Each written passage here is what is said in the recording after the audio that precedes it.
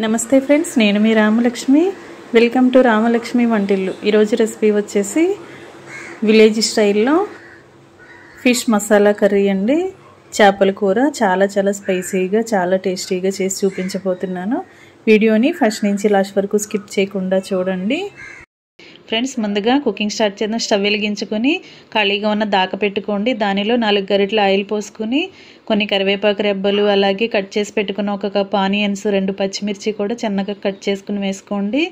అవి వేగుతున్నాయి కదా, mixie jar తీసుకొని 1 టీ స్పూన్ ధనియాలు, 1/2 టీ స్పూన్ తెల్ల నువ్వులు, 1/2 టీ స్పూన్ గసగసాలు వేసుకోండి.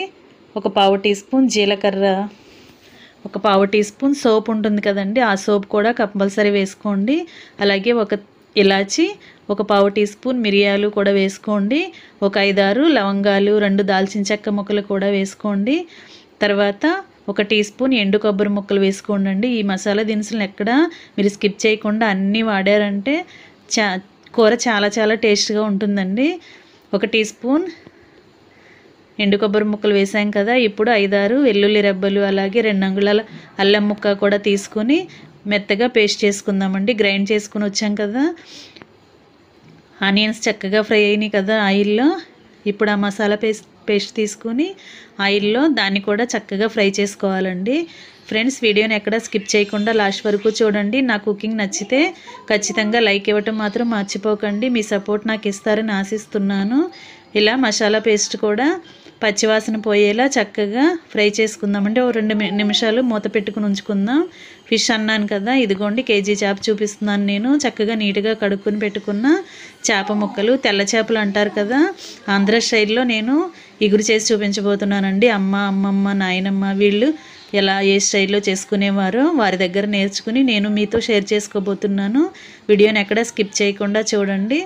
ఈ మసాలా దినుసులు మొత్తాన్ని కూడా అన్నిటినీ చక్కగా నేను చూపించిన విధంగా వేసుకోండి. ఏది మిస్ చేయొద్దు.